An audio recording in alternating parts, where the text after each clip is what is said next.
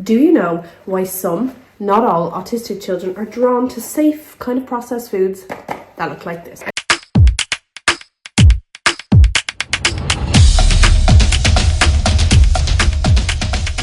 Hey special family, welcome back to another video. If you're new here, hi, I'm Autism Mom, and on this channel we talk about autism and everything in between.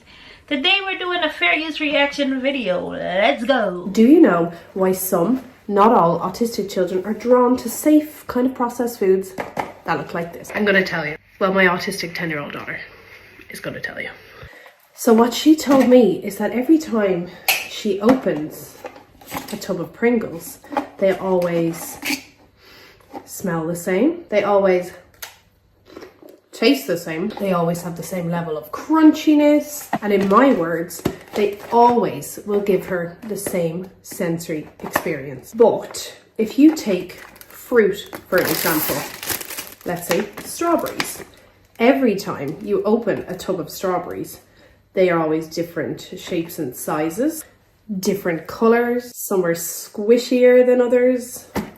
They even have mold on them. And that is why she avoids stuff like this. Sensory experience is too unpredictable and it is not safe. So that is why, in the words of my 10-year-old autistic daughter, well, she needs safe foods in her diet. So let's respect and understand all autistic people's individual preferences of what a safe food is and means for them. This will also support a positive food relationship. That is the best analogy and explanation that I have heard for safe foods. So, I'm telling you, while doing these videos, I learned a lot. I am still learning. I don't know it all. I am learning. But what I've gotten from that video, the takeaway is, so they like certain things because it never fails in taste, smell, texture, and other things such as fruit and different kind of foods. The size, shape, texture, and taste can change. It varies. Got it, Mom. Let's go to the comment section and see who did not get it. First commenter said, so, how do you teach her that the processed foods will cause type 2 diabetes, malnutrition, cancer, and obesity? How can you teach her that organic whole foods are in fact much safer and will improve her quality of life? How do you tell her that the amount of human feces that is allowed in American food is not zero? I could have swore she said safety foods, but I might be tripping. I know I'm a little hard of hearing in one of my ears, so let's see what the creator responded. I don't say any of the above because that would be nonsense to tell a child with an eating disorder. Bam, the clap back. Yeah, she told you. Next commenter. Okay, you could cure the autism, so there's that. Where they do that at? You know something we don't know? I mean, we have a whole YouTube platform that want to know how we could do that. Because apparently you have found the cure. You found the answer. Let us in on your secret. Creator responded, a cure for autism does not exist. I won't even answer. Next commenter. So her sensory and emotional well-being is more important than her actual health and nutrition because a little taste and consistency change. Why she sounds like she is accepting it rather than finding a way to fight it. What does she need to fight? She never said her emotional well-being, and she's saying comfort foods. Like you have a comfort blanket and a comfort teddy bear. Do you take it everywhere? Or do you have it all day? Like, creator responded, that's not how autism works. Educate yourself for the love of hell. Yo, the clap back. It's the clap back for me. Next commenter. Great. Now we are taking dietary advice from 10-year-old FFS. Creator responded, hi Matt. She's a wise 10-year-old. Maybe she could give you some advice on how to be a little nicer on the internet. In that order, Mike. In that order. Because the ignorance in this comment section is beyond me. Next commenter. But a balanced diet and eating healthy food is so important for neurodivergent people. It assists with the ability of self-regulate and does will mean safe food are less necessary. So how do you manage ensuring they are getting a balanced diet if they're only eating safe foods that are processed and have very little to no nutritional value?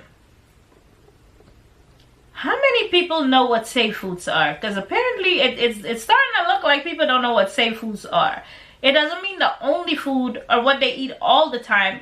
Safe foods are when they're like in a meltdown, they're not feeling themselves, you give them something that will stimulate them. Sometimes it's safe foods, like Pringles, or nuggets, or Cheez-Its, goldfish, something they're familiar with to calm them down.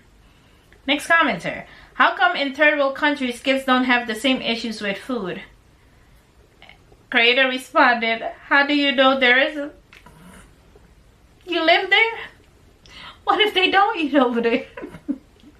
Next commenter said, until they put that blue competition on the top, my son wouldn't touch them. Had to find a normal packaging before he would have them. Only an autism parent would get it. That's what I'm saying. Creator responded, always keep a spare empty tub if you can for times like this. I brought an empty tub to Spain to switch the Pringles into. Yes, honey, you walk with your empty can. Because if they don't see what they know, they will not eat. He who knows it, knows it. Next commenter, because you're too lazy to cook. Really though? The lack of education in this comment section. Creator responded, that's exactly it. She eaten Pringles for breakfast, lunch, and dinner since birth. The sarcasm for me.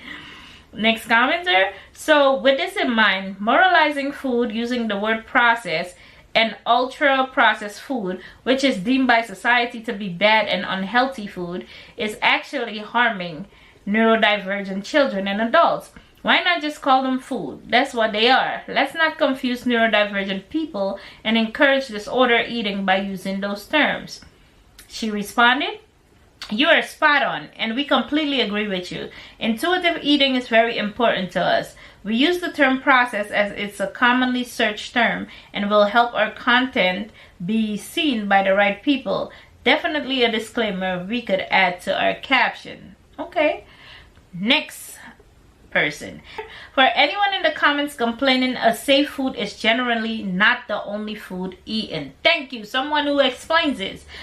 It's a food that is safe when you're overstimulated, tired, stressed, etc. Yes, sometimes safe foods are the only thing we autistic folks eat for days or weeks. But it's generally not forever. For the people who only eat safe foods, I'm sure that it is more thought out, and they or their caregiver make sure they get their other needed vitamins. Safe foods are there to feel safe, and some people won't eat much more. But more often than not, they are just there to keep us all from burning out. Thank you for the explanation. Next commenter, half these people haven't met an autistic person. Oh my effing god. She didn't say that her kid just eats Pringles. She literally just said that she needs her safe foods. Good god. That's what I said. Next commenter, do people not understand that this is about understanding the logic of an autistic person and not about the nutritional value of the food? For the people in the back. Next commenter, as a special education teacher, this is the best explanation I have ever heard. Me too. If you would like to follow this mama, this is her Instagram page and handle. Go ahead and give her a follow. And let me know in the comment section below what your kids' safe foods are. See you in the next one. Bye.